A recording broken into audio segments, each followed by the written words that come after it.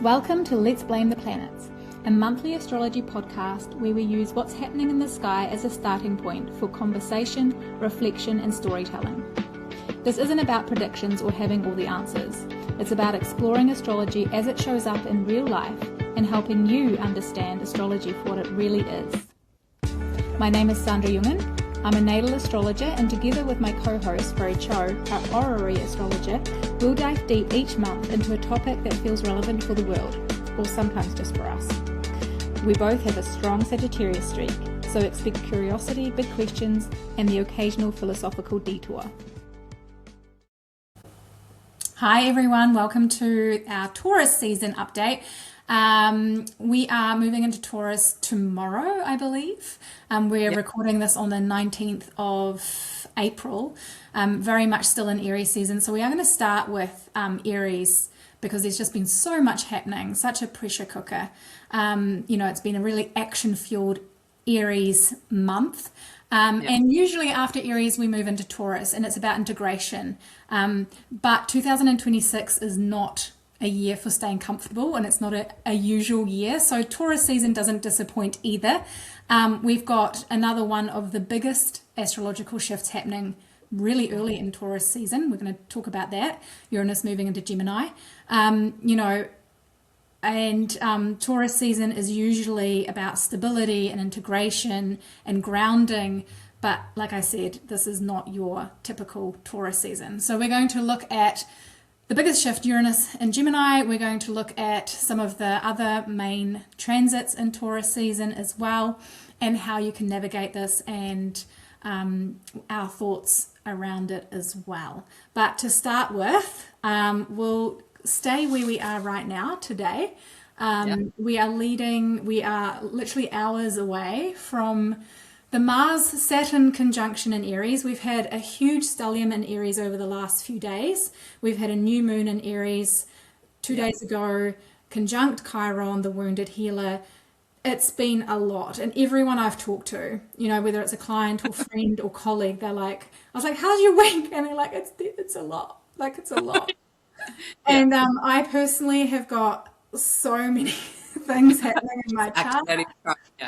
I'm feeling it really physically. I know you are Fery as well. So how about we start there? How about we start with, this huge pressure cooker right up, because, literally the sun changes signs into Taurus tomorrow, but it's like, it's a pressure cooker. It's a lot. And I think Chris Brennan on his podcast had the most amazing analogy. At the moment, it feels like there's one brake on the gas and one brake on the brake, and that's what it feels like. It's just the kind of like go, stop, and I'm really feeling that physically because it's squaring my ascendant exactly almost. I'm just like physically feeling like, I can't. You kind of said, oh, do you not want to do this today? I'm like, I can't not do it. But I've got a headache and my body's like, I want to move. And then I'm like, I'm too tired. And, it's just. That's the Saturn, right? Saturn writes like restrictions, limitations and heaviness, and then also squaring your ascendant, which is your body. And basically you are like in the core, it's like your physical body as well. It's like, so that's why I feel like it's and also Mars, because Mars want to do, and it's basically that two energy just like but and also how's your like the whole new moon and Aries energy so far working for you? Anything you wanted to share? Well, I mean, it's really interesting because my chart's really lit up at the moment. The new moon was right on my Venus, which is in the 11th house in Aries. And I had a really interesting experience in a group setting where the new moon was conjunct Chiron, so Sun Moon together with Chiron, the wounded healer in Aries, Venus in the 11th house for me. And I love I love group settings, but there's also some deep wounding around groups for me. And I basically I wouldn't say like shut down in a group setting. I don't think consciously, but I felt really shut down. I was kind of speaking or wanted to speak and was shut down. That's what it felt like to me. Yeah. I'm not Yeah. saying Yeah. that's what actually happened. And there was Yeah. all like again, there was kind of like I said to my clients in my post recently, around this time, the wound is really the medicine. Yeah. I think Yes. with this Yeah. new moon, Yeah. whatever hurts, Yeah. pay attention to that. Yeah. Yeah. So Yeah. what's coming up that's hurting, what's coming up that's like enraging you, or for me it's been sadness, Yeah. and I think Yeah. you talked about this, how the opposite of anger is grief and sadness, and I Yeah. I really like felt this little girl like going, but I want to Yeah. share, Yeah. Yeah. Yeah. um, Yeah. and then feeling rejected by the group, Yeah. so which is Yeah. such classic Chiron and the 11th Venus, so Yeah. classic. You can't make this stuff up. Yeah. So I've been like sitting with that wound, and I'm entering into a 3-week container. I'm going to Bali in a few days, which is also Yeah. interesting with all the astrology. I know it Yeah. feels like um, Yeah. and Saturn squaring my ascendant the whole time. Yeah, Lilith is on my moon. Yeah. It is going to be intense. So, I can't shy away from that, and I haven't been, and also looking after my body because, Yeah. Yeah. but then I Yeah. also, and this is what I say to people as well, with all this Aries energy, it's like you can't not do stuff, it's almost like Yeah. you're damned if you do and you're damned if you don't. Yeah, so Yeah. it's been an interesting few days already. I know this is just the Yeah. beginning for me. Yeah. What And about also, I really want to commenting on you were talking about the Chiron is your medicine, right? So I really agree with that. I think the big you? part of my actually looking at Chiron. Whenever I'm looking at people's chart, I will first looking at their Chiron because, like, yes, Chiron, when you're having some placement with Chiron conjunct or whatever, especially the transit activating your Venus. And it's basically, okay, now shows up the Venus wound you had in your natal, your default, right? And for me, it's like once we actually looking at the pain and going through the pain, because we understand, we deeply felt that pain, right? So when we're helping others, because a wounded healer, the mythology is talking about this wounded healer is a miracle healer for others, but he's not able to heal his own wound, right? So it's kind of like when this become a medicine, it's like when you actually overcome or like manage. Sometimes like the Chiron wound can be a lifetime lessons, and to especially in your natal chart, right? So when you really actually learn how to overcoming it and then become medicine to teach and to help others as well. So that's what I'm saying. Like your Chiron wound, the Chiron placement is actually your medicine, your wisdom to share the word. But sometimes it's really taking really, really long time and hard and to overcome that. Sometimes even in the process, even while you are helping people, still triggering that wound as well. Yeah, and I know? think with Chiron, Chiron never healed. He couldn't heal himself. Yeah. That's the thing with Chiron. That wound is Yeah. always going to be there. So yes, it takes a long time, but actually it'll never heal for you. But through that, you can heal others. You can or not heal others, support the healing of others. Yes. So yeah, that's really interesting. And we're talking about this new moon still, right? Yeah. Yeah. So this new moon that we just had, which I know technically is an Aries season, and I think so we can feel that individually. Obviously, with Aries is in your chart, and for me right now, it's really strong because it's hitting one of my personal planets. So it's always going to be felt stronger if a transit hits your personal planets. Yes. Everyone's going to have Aries somewhere in their chart, and I think for our listeners, look at where Aries is because this is such a huge transformational time.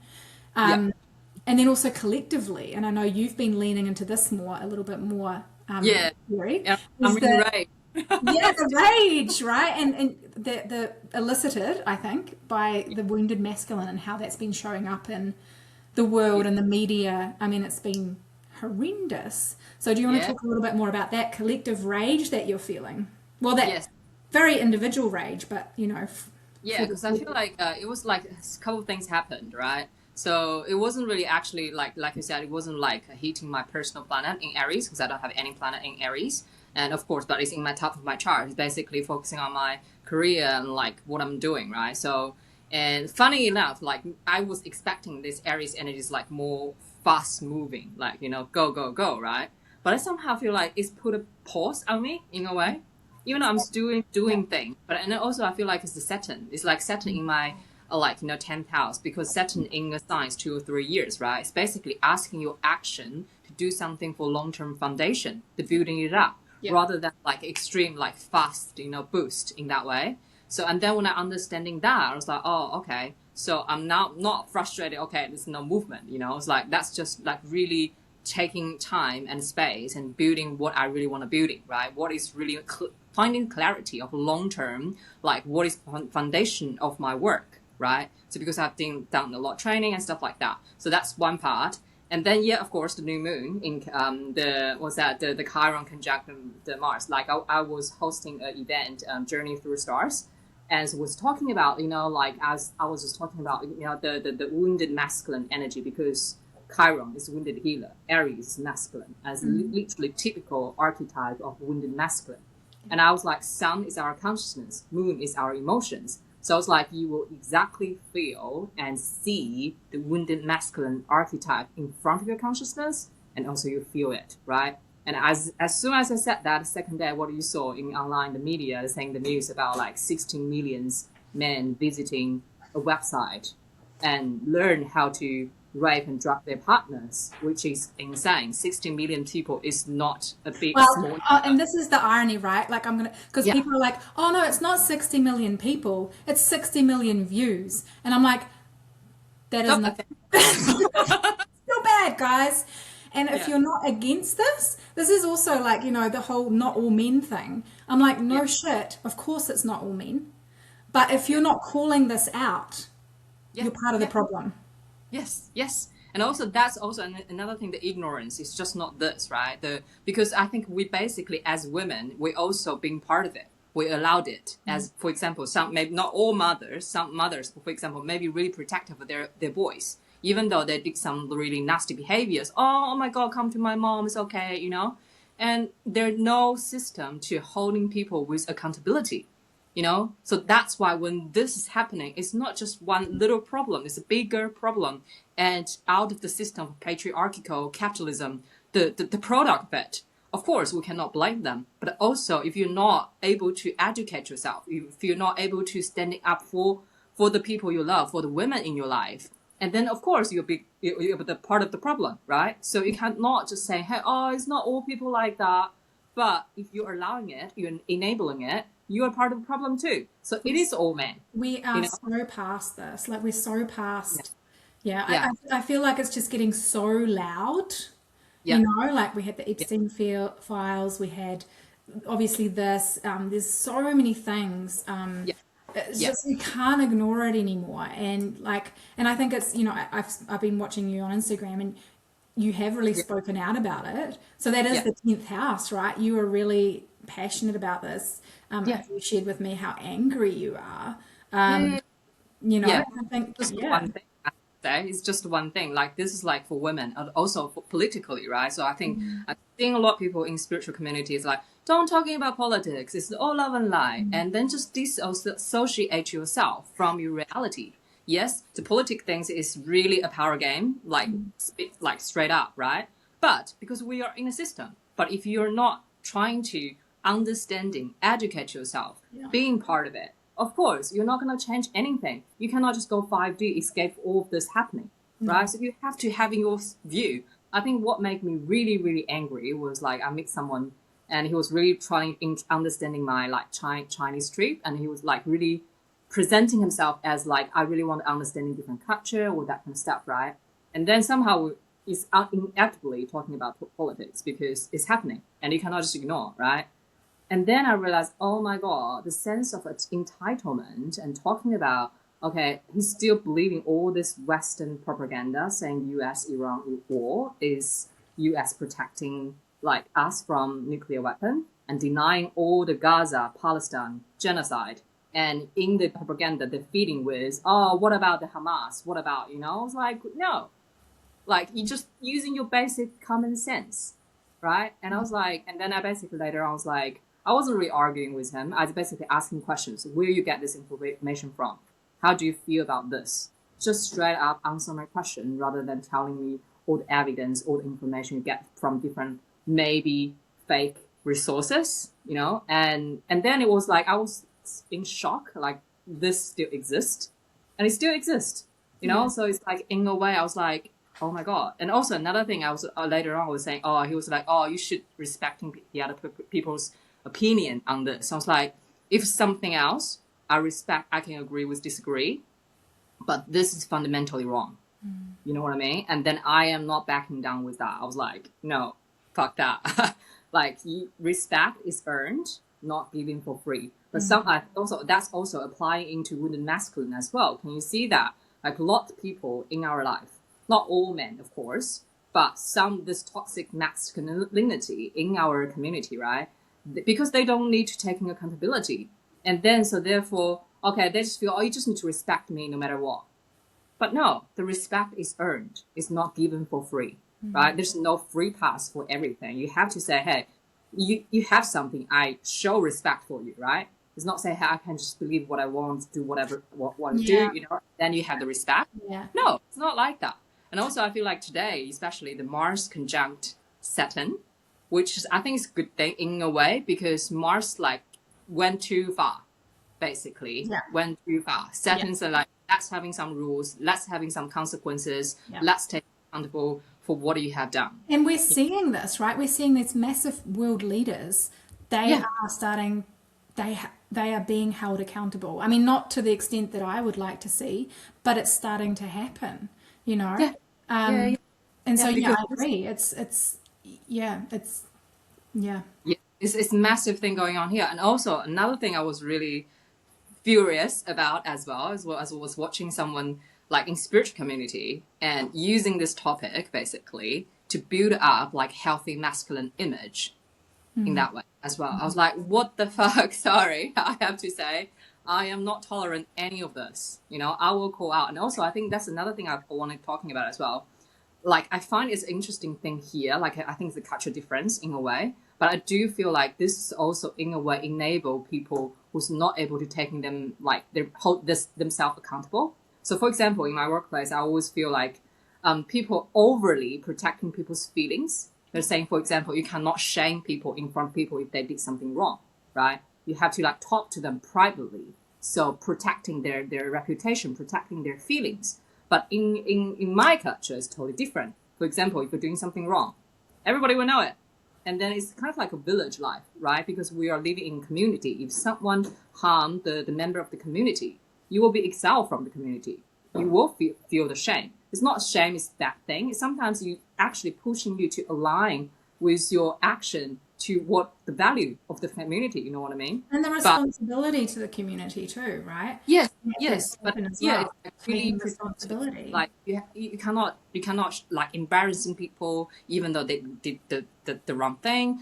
And sometimes I just feel like I don't understand. So I just want to have your perspective towards that as well, because I was like in a shock. So why I cannot just let people know like there's something really bad. I calling out, and it's not trying to embarrassing them. It's trying to like asking them taking accountability for what they have done, you know? And also it's not saying, hey, there's no second chance. It's just like you have to make an effort to earn the trust again because you've broken people's trust. You know what I mean? I think that is very much a cultural thing, and it's probably going into a bit of a diversion here. So, but I think it's very much a cultural thing here in New Zealand. I have Germanic roots as well. And they're a lot more direct. Probably more like, you know, you. But I think here in New Zealand there is definitely a very passive way of communicating in general, you know, and it is about, you know, not saying things. Yeah, not embarrassing people even though they are doing something wrong. It's kind of like in me, it's like we are getting off topic. I actually had a really funny incident yesterday at my work. So I work part-time at a library, which I love. And I had to call someone out because they were doing something which was not okay. And I told them to leave in front of everyone. And it wasn't like I wasn't being mean or anything, but I was just like, you have to go home. Like this person wasn't well, physically not well. You know, I was like, are you okay? If you're unwell, you need to leave. This is a public place. Like, you know, you're literally throwing up over the books. But no one said anything. Yeah, yeah, Like, you need to leave. Like, go home. Look after yourself. Bye. yeah, yeah. But no one else would say anything. But everyone was thinking it. Everyone was like, quiet. And they were all whispering behind closed doors, you know. And I was like, just tell them. Like, Yeah, yeah, yeah, yeah. yeah, I think that, we are digressing, but I think there is that directness, and I think that's the Mercury, right? Because we can come into this now. The Mercury, so we've got this alignment, not just Mars and Saturn, but also Mercury in Aries. So there is this kind of topic of, in the next few days, very direct communication. Yeah. yeah, And again, for people that's culturally or in their charts, or, you know, that can be uncomfortable, and that is just a cultural difference. yeah, But there is this directness, and I think having really hard conversations over the next few days as well, that will pay off down the line. Like, I've had a few conversations that I've had to have even today that were really hard. yeah. But that will pay off. So that kind of, we've got Mercury. We could pull up the chart actually. Should we do that? Yeah, yeah, yeah. I You have the today, right? Yeah, I will do the animated chart.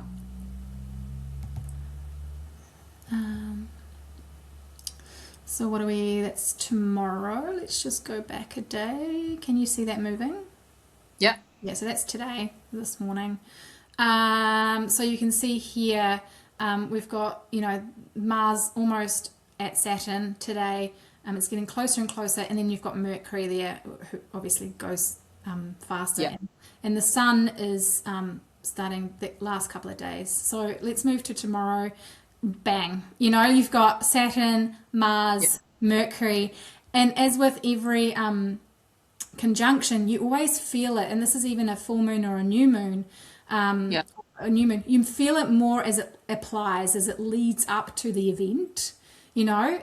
So we'll feel these energies now for the last few days, and we'll feel them afterwards again, but the intensity will lessen a little bit.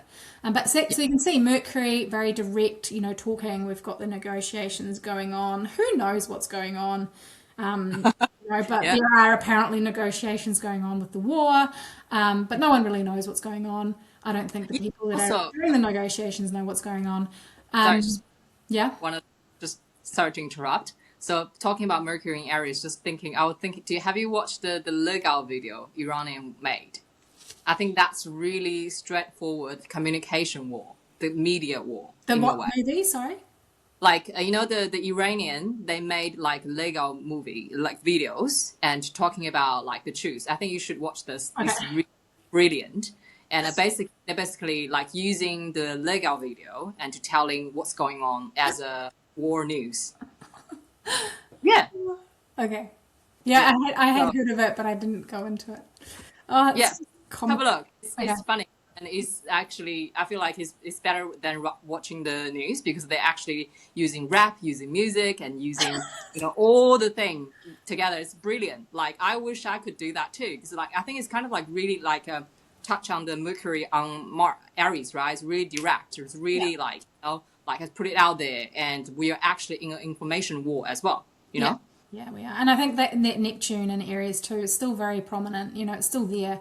Neptune is the media. It is, you know, communication on a big scale in some ways. But in mass media, you know, entertainment business, and it does feel like it's an entertainment business at the moment, just a very real and serious one, with serious consequences. So yes, I think unless you've got anything else to add to that, I'll just quickly skip back. This is the new moon that we were talking about. I can't quite get straight on it, but you can see the moon, Chiron, and the sun here a few days ago, and conjuncting. It's not quite exact here, but so that's what we were talking about at the start. But we will move on, unless you've got anything else you want to add to that. On to 24th Venus conjunct Uranus. I think the big thing, right? Should we talk about, the sun is moving into Taurus. I've got here, again, it's not quite exact, but on Monday, so you can see it's, and this is what I mean too, it's such a pressure cooker till Monday. So I'm talking New Zealand time. So it'll be Sunday for a lot of parts of the world. And it's such a pressure cooker. You know, like 29 degrees Aries, the end degree of a sign is always such a pressured, and especially in Aries, like it does feel like just this pressure building, building, building.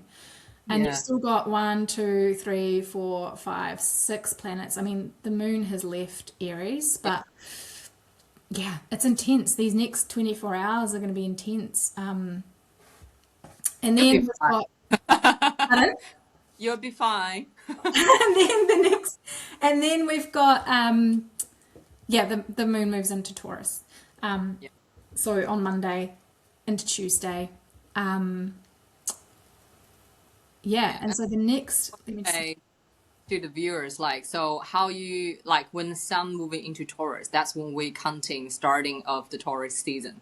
It's kind of like there's our consciousness like starting to experiencing Taurus energy more, and then the other personal planet, for example Mercury, Mars, will follow up, right? So then it's kind of like, I think also kind of like it's really like when you're really looking at charts, like really in the ebb and flow, so you experiencing a young energy in Aries first, and then you cannot just always keep going, otherwise you'll be exhausted. And then Taurus is like really grounding. But as Sandra was saying, like this Taurus is different, because when I'm looking at a chart, I was like, oh my God, the May is much busier than Aries, I have to say, but in a different way. in a different way. Yeah. Okay. Well, let's talk about that in a different way, because even though the sun is in Taurus, and there is, I think we will get some grounding from that right after the sun moves into Taurus. I mean, that first week, you know, we've got, I think it's a few days after. So on the 24th of April, I've got here in New Zealand, we've got Venus conjunct Uranus in Taurus. So this is kind of the next big thing, isn't it? So again, it's the end degree of the sign. Uranus has been in Taurus since 2018. And so this is really a massive, and Venus rules Taurus. So it's very much a wrapping up of the last 7-8 years. It's, you know, Uranus is finishing up in Taurus. And I think, personally, you know, that last degree is always the hardest and the most pressing. And I think there'll be quite immediate shifts when both these planets within days of each other shift into Gemini. I think things will wrap up very fast. Finances, values, both collectively and personally. I think even values in the collective will shift really fast, you know, which is not a bad thing. And it's about, you know, new perspectives. You know, what have we learned? And we'll talk more about that when we talk about Uranus and Taurus and Gemini. But this is really a wrapping up, and it's literally a day or two, right? So it's quick and it's intense. Is there anything else you want to say about Venus conjunct Uranus? Yeah, like you said, I feel like it's the final meeting when they finish the sign. Like you said, Venus is like, it's kind of like, of course, Venus moving faster than Uranus. Uranus stayed that sign for 7 to 8 years, right? So now it's like, finally, let's find a final catch up before you're moving out. Let's dealing with all the, like, you know, the renting fee or something like that. If you to that analogy, do you know what I mean? I feel like it's like final meeting. Okay, let's clear up what's going on. But I do feel like because Venus conjunct this, because Venus is benefic like planet, I feel like it's helping and supporting us. And it's in Taurus. Venus likes being in Taurus, you know. Yeah, her home, right? Yeah. And it's, you know, I think it is. Like, look at where Taurus is in your chart. What values have shifted for you in since 2018, you know? I think I can speak on that as well, because Taurus is in my 11th house. Yeah. And I came to New Zealand in 2018. Wow. Basically, the whole friendship circle who I associate with is just totally shifted. Yeah. Yeah. And in so many different ways, because like I cannot recognize me now as 2018. It's totally different person. Right? Who I with, like my friend circle, everything. I basically left everything behind. It's all of a sudden, and things change. I think that's like a really like a big testimony of how astrology works. If you're looking at the bigger cycle and see where you are heading, where you are at in your life stages, you know. Yeah, I mean, Uranus is one of those, you know, outer planets, which signifies big life changes when it moves through your chart. If you don't have planets in that area, you'll still feel that area of life change. If you have planets there and Uranus has, transited them, there will have been, especially when they're personal planets, that it would have been big change. So thank you for that example. That's perfect. I think there's such a, if we go a day ahead, Venus enters Gemini first. It's almost paving the way for Uranus, going, come on. It's gonna be okay. And then the next day, in New Zealand the 27th, for most places the 26th. In the next 2 days, Uranus shifts into Gemini, and I think one of the biggest things for me with this shift is not forgetting and this is directly tied to my work that I do with my clients, not forgetting what we've learned with Uranus and Taurus, especially when it comes to a mind body, because I think in the last 7, 8 years, we've had so much information about, for example, nervous system regulation. Uranus and Taurus is literally nervous system regulation, right? Because Uranus stirs things up. And we've always, this is more on a personal level, we've learned so much about nervous system regulation, and it's like the focus shifts from the body and also material resources. Uranus is shaken up. Well, the material resources, including our financial system, our fuel, that we literally, our fossil fuels, they are the earth. Taurus, our financial system's been very Taurian. So that's been very much liberated in some ways, and it's like now we move from that to the mind, to technology, and we can see this with the fuel crisis around the world. No longer sustainable to have fossil fuels, because it needs some maniac to make a decision, and then everyone suffers. And also, it's also not sustainable from the Earth's point of view. So I think there is this real, we can look back at the last 7 years and use what we've learned in terms of our body, because I think when Uranus moves into Gemini, we're going to have such a shift in the mind, and it could feel really overwhelming. It could feel really like overthinking, it's going to be very cerebral, and there's going to be new ways of thinking. Everything's going to shift, and we're going to need that lesson that we've learned. Well, how did we tap into our bodies? How do we find inner stability while everything is changing? I think that lesson is going to become even more important as we move into these air and fire years. And also I agree with you about the mind, like focus on from the body and then now move to the mind, because like if you do like in healing, like we're talking about, you cannot just do the nervous system regulation. It's good tool to use, and you don't need to forget about that. But also the most important thing is your thought control your reality, right? It's like how you think about something is actually determines your action and your behavior in so many different ways. So the mind, and also another thing about Uranus is like, if I'm looking at Uranus, I feel like it's higher mind for all of us. It's like a channel of spiritual knowledge and also the higher knowing in a lot of way. So I feel like then you will see, that's why I think the information will be so quickly happening, and sometimes can be really overwhelming for all of us, as you can see already. So like when Mercury in Pisces, like because the information carries so many like emotion as well. But now it's like, okay, now it's clear download information, clarity. But because Uranus is fast and it's like really quick, it's sudden. I was like, okay, sometimes our human mind could really process or comprehend. It's like, what the heck is going on with all this kind of information coming through, So that's why I feel like leaning back on Taurus, okay, if this is really happening, and learn what you have learned from nervous system regulation, learn from that and use it. And then so you can actually still processing what's coming through, but not overwhelmed by it, right? And another thing, I lost it. Sorry. There's something else coming to me and I lost it about Uranus in Gemini. Oh yeah.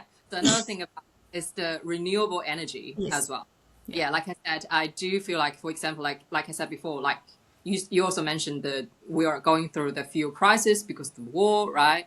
And I think it's a really big push. It's kind of like because Uranus is like in Tarot's tower moment, right? You have to destroy what's being there, or suddenly have like lightning and destroying and all that, right? And then you're able to change, you're able to rebuild, and basically like it kind of like push all of us into using renewable energy. For example, the electrical vehicles and AI, all the technology, but use it for good, and not kind of like in a way trying to just against it. Because when you actually, technology can be two swords, right? Double swords, right? You can be utilizing in a good way or utilizing in a bad way. So there's one really good example. I was looking at some video about people talking about, for example, in China, they're using the drones, right, to deliver food, right? But there's like, I think there's a video talking about people from Gaza. He was living in China. He was like overwhelmingly like emotional because he was saying in Gaza, when you're looking at the drones, you need to hide, you need to protect yourself because it's using it for weapons. But in China, they're using it for like bringing inconvenience for people's life, you know, and they even massive drone show and just to celebrate Chinese New Year and just to, you know, to do good things, you know. So that's what I'm saying, like the technology is not all bad. It's like the same with AI, right? Yeah. It's the double-edged sword as well. I mean, AI is going to come in even more now with your, like, I think this is the final shift, right? The acceleration is just going to go poof now. So yeah, same with AI. Yeah, it's the same thing because it's also under technology, and it's kind of like inevitable for the technology advancement, but it really depends on our human how to actually embracing it, but using it for good. It's same thing with anything like spiritually as well. Like it's kind of like the energy, the intention is the compass, right? If you have good moral compass, and you will direct that energy, the spiritual energy, into good side. It's basically talking about the black magic and white magic, right? So it's the same energy, but it depends on how you use it, right? It's the same thing. So it's not like something bad. It really depends on us, right? We use it, how we choose having that ground as well. And also like now Saturn in Aries, basically, I feel like it's really setting that moral ground for the wounded masculine to having some discipline and really correcting. It's kind of like correcting the karma because Saturn is also the lord of the karma, isn't it? So yeah, that's just off the topic, but that's just something coming through as well. Yeah. So yeah, great points. And I think, you know, so for personally, the next 7 years till 2033 for our listeners, have a look where Gemini is in your chart, because this part of your chart, especially if there's planets in there, especially if there's personal planets in there. Personal planets, I mean Sun, Moon, Venus, Mercury, Mars, and also any angles. Then this part of your chart or that planet is going to be completely liberated. You know, like Uranus moves through, and it can be a challenge. It can feel uncertain. It can feel destabilizing. It can feel. But at the end of it, it wants you to break free from old patterns, from old situations, from people, from your old self. Sometimes, again, depending on where it's in your chart. And we got a sneak preview July to November last year. Uranus has already moved into Gemini for a few months. But again, this is a long transit, but it's accelerated growth. You know, and again, I think for people that hold on to and cling on to the old, so maybe even some fixed signs, you know, if you've got a really heavy fixed chart, it's going to be harder. I think Uranus transits are harder. Whereas this is really asking us to move forward and evolve and liberate ourselves and each other. I saw something the other day, you know, no one is free until every single one of us is free. Yes, I agree with you. That is just I got chills. I was like, this is just Uranus and Gemini, you know, that message. So yeah, I think on the same day, sorry, do you have anything else to say on that?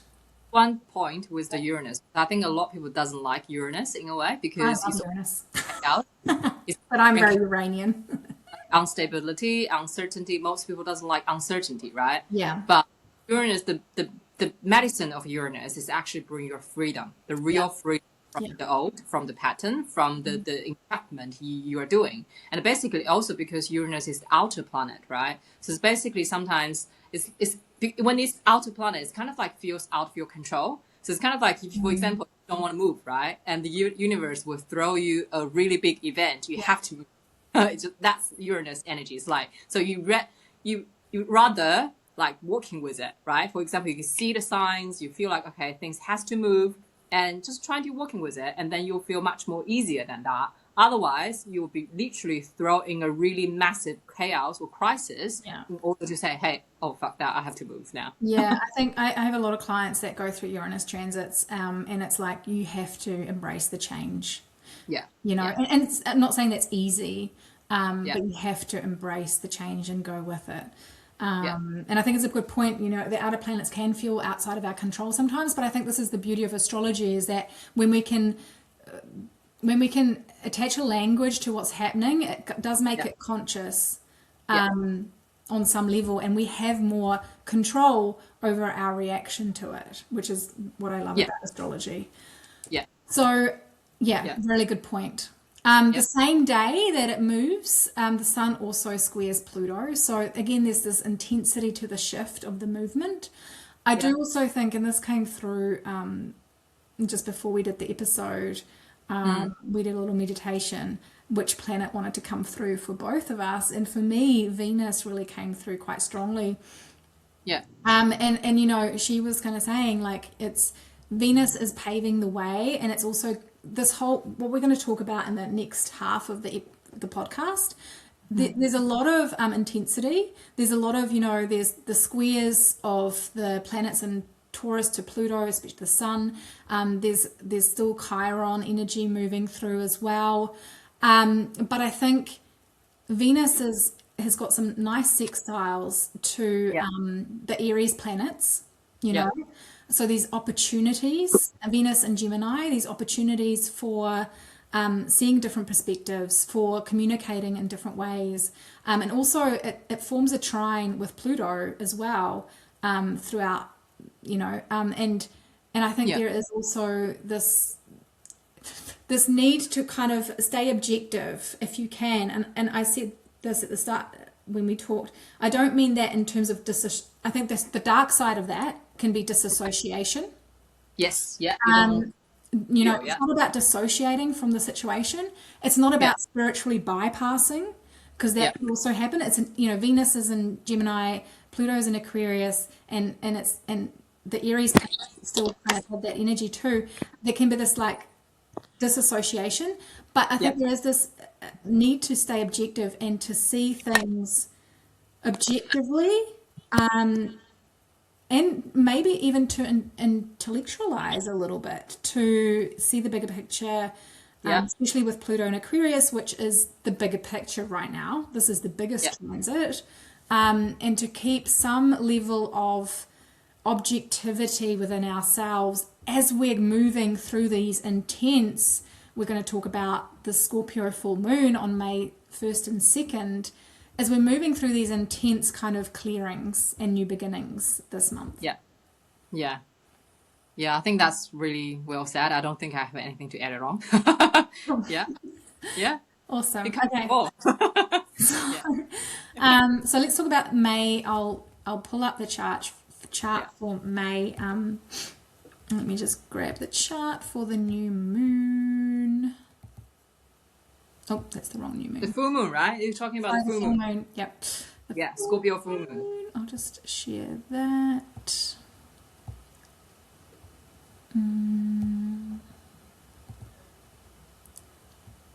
I don't even remember what it like now looking at my notes, like what I'm talking about this. I don't know. Full moon. Here we go. 11 degrees and 20 minutes of Scorpio. Yeah. So as in any full moon, we have the sun and the moon in opposition. Yeah. So we always talk about polarity with a full moon. The sun is in Taurus. You know, Taurus loves, like we already said, stability, and certainty, and all those things. And Scorpio loves transformation. Yeah.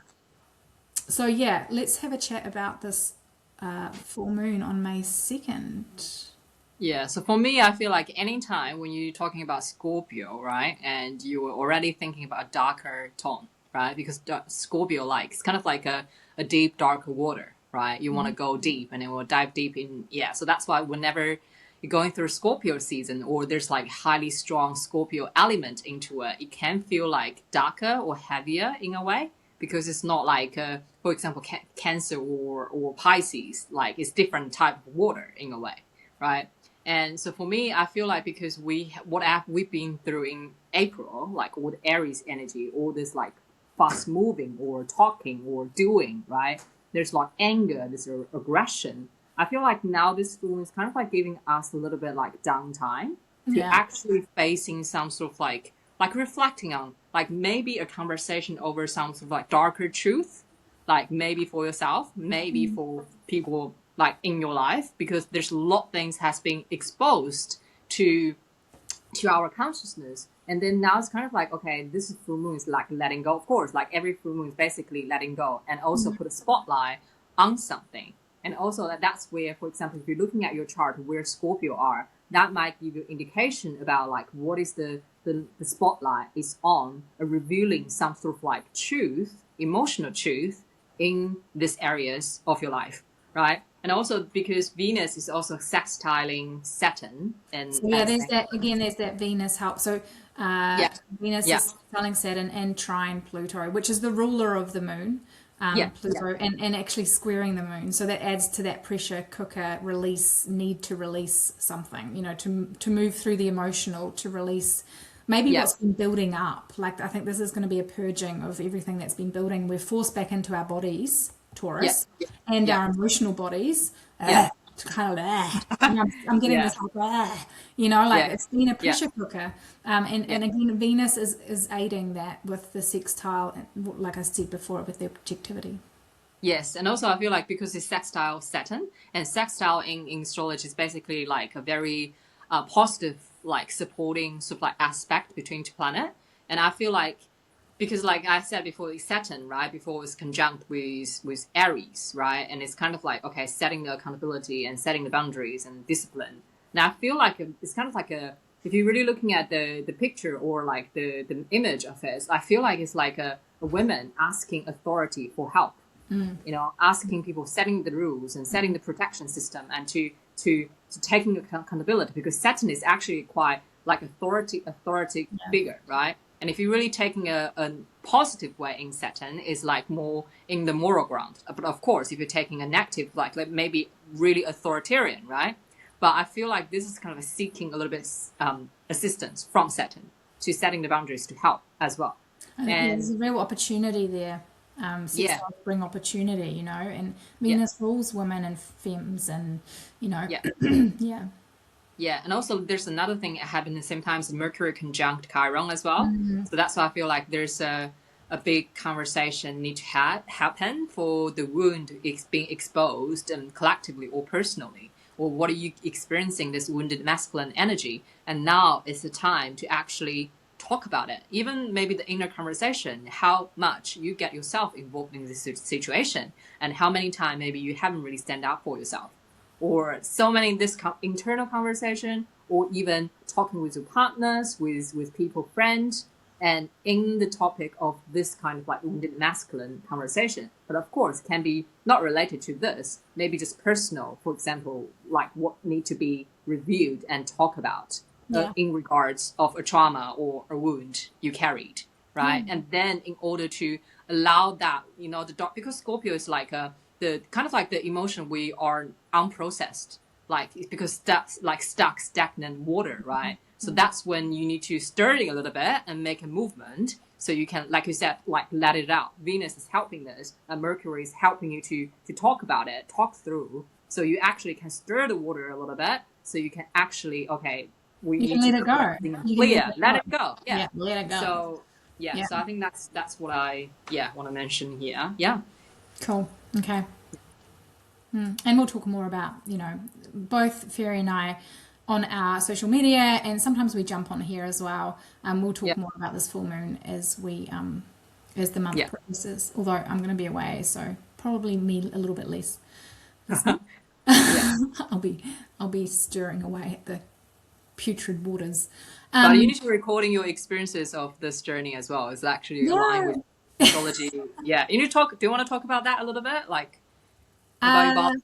I Yeah. don't know whether I can just yet. But Because you can just like mentioning a little bit like the what's the transit is gonna be. You don't know the experiences just yet, but no, we I can don't. go back to that later. So I mean, the transit already. I think I mentioned. I have this Saturn Mars conjunction is squaring my ascendant pretty much within a degree. Yeah. And then what else? I've got, my Venus is at 27 degrees Aries. So you can even see in this full moon, you've got so much happening at that degree. You've got the new moon that was just been with Chiron's just hanging out at that degree, waiting for all the planets to catch up. So I've got, I've got It's cooked Mars your there. Venus. I know. So it's, all apart from Venus itself. So, that degree, I've got Chiron there. And during this full moon as well, Mercury. Yeah. And what else? Oh, I've got Black Moon Lilith at Yeah. 13 degrees of Sagittarius, right on my natal moon. Yeah. So there's a lot. There was other stuff too. So there's a lot of pressure cooker stuff for me as well. I'm Cancer Yeah. rising, so I imagine it will definitely affect my body, how I feel, how I show up, how I express myself, and really Yeah. work on the wounds of that, and I can already feel that happening. And it's asking Yeah. for action. It's asking Yeah. for action. I Yeah. can So feel it in my throat, that's speaking. yeah. So yeah, with that, Big. it'll be really interesting. And You're already releasing right now. I know, and I am going into a container with 30 other people, which big groups are not my favorite thing. I've got a Yeah. lot of 12th house planets. I like my isolation. I do have my Yeah. own room, which part of me is like, I have a feeling that I might not get my own room, like something will have gone wrong and I'll have to share with like 8 people or something. But I was like, Okay. I've got my own room. But yeah, so it's really going to push my comfort zone massively. It's a square to my ascendant, and how I show up. And I think being in my 10th house, very much how I'm perceived. And I think will have great flow-on effects on my career once I'm out of that. Yeah. And all through the month, I mean, and then we'll talk about the Sagittarius Yeah. moon Yeah. is at 9 degrees Yeah. of Sagittarius, which means the sun is in Gemini right on my Chiron, my natal Chiron. So many Chiron themes for me. Yeah. And It's ouch though. It's ouch, it's but ouch. It's ouch. it's medicine. Yeah, it is. I'm definitely going to have Yeah, a few but cry. yeah, I think that's the thing. I feel like like we talked this before. Like I think we definitely need to have an episode talking about how to navigate like hard or Yeah. negative Especially transit. Because, how to navigate these heart transits, especially as astrologers, like we can yeah, see yeah, things coming, and yeah, I've got plenty of good examples for that. So that is one episode that we will do for sure. yeah. And also, I think also want to show people as well because like why we do astrology is because sometimes like yes, we cannot control our experiences, but when you're aware what's happening, you are more prepared, Yeah. right? And you're not just like, and also you will see sometimes you will see the big lessons of it as well. Yeah. I think that's another thing I was talking about, like some realization I had with just my own chart, not even the transit chart. Like the more you understand yourself, the more you're aware of, okay, that's why happening this way, right? And then you have more compassion towards yourself. And also when you know person in your life, you understand why they do things in the way they do, Yeah. and you have more compassion towards Yes. them as I think that's the hugest part for me for astrology is that compassion piece. Yeah. Yeah. yeah. Okay, Right. so should we move on? You've got a note here in our notes, May 6th, Pluto retrograde, Jupiter in Cancer, square Mars in Aries, 9 degrees, Saturn in Aries, square Moon in Capricorn, Venus in Gemini opposing Lilith in Sagittarius. Now, this is the day that I fly back from Bali, so I'm probably not objective enough to comment on this, Okay. but I will share the screen for that day because I am really interested to see your... So, I mean, you can start speaking. Yeah, I was like, I don't know. I think this day just caught my eyes because like with all the the masculine feminine energy like the theme was talking about, and especially for example we're just going through Aries with very masculine like energy we experiencing, and then we entering Taurus, which is like very feminine energy into it. And then, but when you're looking at all the conversation happening at the same time on that day, first of all, Pluto retrograde, right, in that day. And which means because Pluto in Aquarius, and it's going to be there for like next 20 years, basically. Yeah, so Pluto's Yeah, and then it's retrograde. So which means like I think now there's like kind of like a pause, a back, like Pluto's wanting to going forward, but now it's like okay, stop a little bit and go pause. So for me, that looks like a ceasefire in not just collectively but also personally. There's like kind of like I feel like it's the energy of like people were exhausted or really like, for example, protesting, like angry and, you know, arguing, whatever, like all the things happening because it's like causing a lot of energy. Because like Pluto is like in Aquarius for me, it's the power to people, right? But now it's because reaching a point like we are exhausted, right? And I think the Pluto in retrograde is kind of like give us a little bit like break time in a way. It's like, okay, let's just pull back a little bit and recharge, because that's how I feel the energy. And then the Jupiter in Cancer for me is like, you know, it's Jupiter in Cancer square Mars in Aries. It's basically Jupiter in Cancer for me is like a wise woman archetype, right? You can see the big picture. You're still compassion. You're still caring. But the Mars in Aries is kind of like a little grumpy little boy, wounded boy in a way. And they're in square, so it's kind of like having a conversation of like there's intentions, kind of like they are in the negotiation table. Yes, we don't agree with each other, but there's like a room or space for negotiation to ease the tension, you know. So it's not like opposition, for example. Now, like we're in fight, right? Or like square for me is like you still having, if both parties are willing to making the effort and there's able to making some sort of like agreement in this way. So I'm just describing the energy. It's not like specifically talking about anything.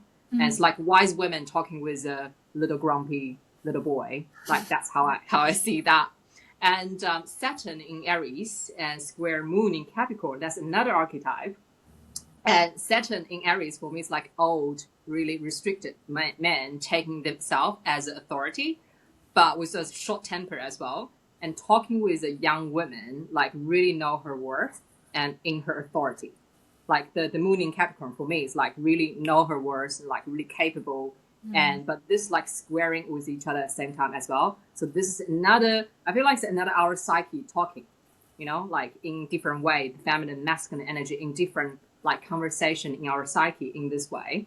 And then Venus opposing Gemini, right? And Lilith in Sagittarius. For me, it's like Venus is like the good girl in us. It's the harmony, the love, and the beauty, you know. And but Lilith is the rebel, right? So Lilith is basically in Gemini. Gemini is like our mundane thinking. Like Venus just like, oh, I want to just get on with my life. I don't want to talk about too much deeper stuff. But Lilith is like, no, there's bigger problem you cannot ignore. It's basically in that tension of like Venus wanting to just like get on with life and do the mundane stuff. But Lilith is like, no, there's something bigger problem in here. We need to like on board with it. So they have different like opinion in this. So for me, I couldn't pinpoint what it is. It's just like, it just shows me like the archetype energy, like playing out different psyche. And in this way, so it's really interesting to see this energy playing out, because I feel like a lot of conversation happening at the same time.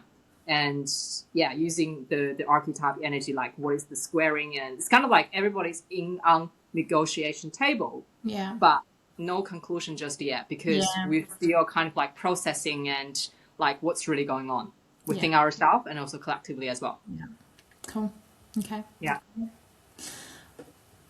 Perfect. Okay, so the next one, I'm just aware of time. We are at an hour, but let's talk about the new moon in Taurus. So I'll just bring up that chart.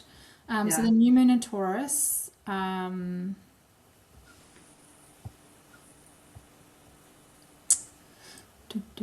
On the 17th of May, that's New Zealand time. So for a lot of people, it'll be. Can you see that? Not yet. Yeah. Oh, that's because. It's green. Right. There we go. Yeah. Okay. See that now, yeah. 17th of this is New Zealand, so for most people it'll be 16th of May or in the night.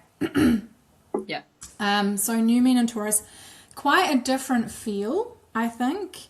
From, you know, you've got sun, moon, new moon's always, then the sun and moon are at the same degree. Very tightly conjunct Mercury. So again, the conversation piece, but I think a much more grounded conversation. And then we have, we've got the ruler of the moon, Venus, again in Gemini, kind of wrapping up in Gemini. So again, you know, our values, communicating our values, what do we want, how do we want to move forward, what's important to us. Sextile, again, bringing this opportunity with Mars and Chiron. I think this is where the sweetness is going to be. This is where the hard work is going to have paid off. And I hope this is where we will get some resolution. You know, there's still that Mars Chiron is ouchy, but it's in sextile with Venus and Gemini, which I think is that objectivity piece that is going to be like, well, this is what we need to do. How can we move forward together? What's important to us? This is the new beginning that I think is quite, I don't want to say sweet, but important. Yeah. So I like this new moon. There's an element of healing through communication and action. It's really a good time to have those conversations. A good time for repair, I think, as well. You know, and renewal and grounding and a quiet rebuilding as well. I think I totally agree with that. I think the only thing I want to mention is because, you know, we just had the Aries new moon and like healing the wounded masculine, right? And then now, like, because in that new moon, we had Mars conjunct, not Mars, like, I think Sun conjunct Chiron, right? But in this new moon is the Mars conjunct Chiron. So for me, it's like continuation of the healing work in a way. So because when the Sun conjunct Chiron and the Sun and the Moon together, it's basically now it's bring to our front, like in our consciousness. And this has to be aware. Right. But in the May, it's kind of like because Mars' action is doing, like you said, like now you know it, you're going to do something about it. And it's kind of like April is like bring things to the surface. You're aware. And now it's time to action.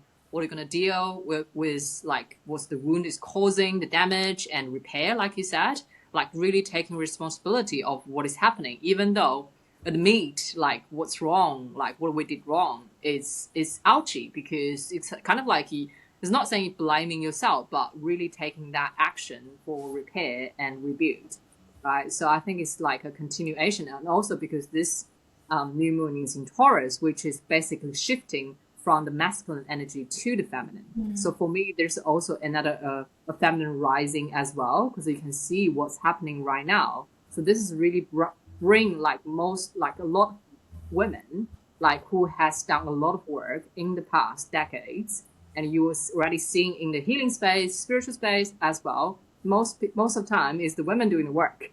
That's just like a fact. Of course, there's men starting to catching up, but I feel like this is a time for really the feminine rising and also healing the Mother Earth as well, because Taurus is really earthy, it's really grounding in that way. And also I think that's probably I like after the event I just like straight away, so I feel like this needs to be continued and journey for the collective and also for ourselves, and really utilizing, you know, just channel the energy rather than really to like, because astrology sometimes for a lot of people maybe hard to understand, but when you actually journey through it, it's actually, you know, like really potent energy to feel it. So I think I will gonna do another event on this day as well. So if you're interested, you can join in. It's a really hard promote. We'll put that link in the description. But I think this is a really productive new moon. It's very productive, you know, Taurus. It's I think a builder. Yeah, it is a builder. Building something up, and rather than But I think it's also slow as well. It's not like because for example, I feel like Aries like doing, go, right, get things done, that kind of energy. But like Taurus is like slowly building it up, like a carpenter, you know, like at building things out like I don't know, like the energy is like much slower, but like much more solid. Okay, so we have a few more things that we were gonna. Did you want to talk about the full moon in Sagittarius on May 31st, or should we leave Maybe that next for? time. Yeah, let's Yeah. do that for next time because I think that's quite a big one, and I Yeah. think that's kind of a nice place to leave it with that new moon in Yeah. Taurus. So, what we're trying to say, and you've got a few more notes there, but I think what we're trying to say is that I think Taurus season ends with a little bit of a silver lining, Yeah. a little bit of respite. You mean full moon in Sagittarius, like in No, the no, no, Taurus? no. It's Taurus season. So the end Yeah, of Taurus. Taurus Yeah. season with that new Yeah. moon. I mean, there's still more of Taurus season. There's still a few more days. Yeah. But I think there is, I think there is a bit of respite and a bit of a pause at the end of Taurus season before Gemini season really kicks off. And I think my biggest message, I'll end on this and you can add Yeah. yours. Yeah. But my biggest message this month is I think overall, there's, like I said, it's intense. You have to let go, but there's also support there. And so staying flexible, being open to those new perspectives, and evolving. If we cling on to stuff, it's going to be a lot more painful. Going with the energy rather than against it is going to be really important this month. And looking after your body, as always, with Taurus season. I think, but less so than this Aries season. This has been intense, but definitely just going with the flow. Yeah. Or going, not even the flow, because it's not going to feel like flow. It's going to feel like No. it's going to feel like going with the chaos. I guess chaos is maybe too harsh a word. Going with the instability, staying alert, and making those intentional moves. Yeah. Yeah, because for me, I definitely feel like it's like more healing theme, continuation of healing theme about masculine and feminine as well. Because I feel like there's much needed conversation between these two energy right now. Yeah. And it's not saying like even today I was talking like in my reel I was talking about like when we really want a peace between this, it's not who taking over who. No. It's basically if you want to reach the peace and the other party has to acknowledge the damage has been done and then really actually, like you said, repair, like make amend. I think that's also another thing in this Taurus season as well. It's kind of like now we slow down. We're actually building things up. We're actually like having that conversation to repair. And also there's that you might face a certain uncertainty as well because Uranus is there. It's in Gemini. And there's a lot of things we're going. It's kind of like things going fast and slow at the same time. But I feel like we just need to, allowing things coming, but keep grounded and stable yourself and slowly building it up. But not like against all this fast information. You just leave it in your bank, basically, in your back of the mind when you do have some time to process or to do it. And then put it back. It's not something you need to push away or against it. It's just like, learning your capacity, how much you can handle. But otherwise, it can be super overwhelmed. And you're still trying to building or repair, and just happening really fast, right? And like I said, like even today when I'm looking at the Taurus season, I was like, oh my god, there's so many transit. I cannot talk about all of them. It's just there's so many. like even looking at it, I'll feel overwhelmed. It's like, oh my god, I thought Taurus season I think this gonna is be the thing. chill. Like, I think maybe this is the message: grounding through change. Definitely, Grounding through change. Maybe we make that our title. But I think also what you were just saying about the masculine and feminine, this could be a whole podcast in and of itself. But I just wanted to mention it really briefly. This is not just on the outer self, it's also within ourselves. We all have masculine and feminine energies within us. And I think there's a real opportunity to heal our own wounded masculine energies. And where we've held back and where we've dulled ourselves down and where we maybe need to take action, and have a healthy expression of that energy, and also our feminine energy, and how those two support each other. But that's another topic. Great. I think that's it. We can end up from here. The grounding through change. I like that. I think that's kind of like a really potent suggestion for this because it's gonna be fast, but you have to be solid and grounded. Okay. I think that's it, and see you next time. Thanks so much for joining us on Let's Blame the Planets.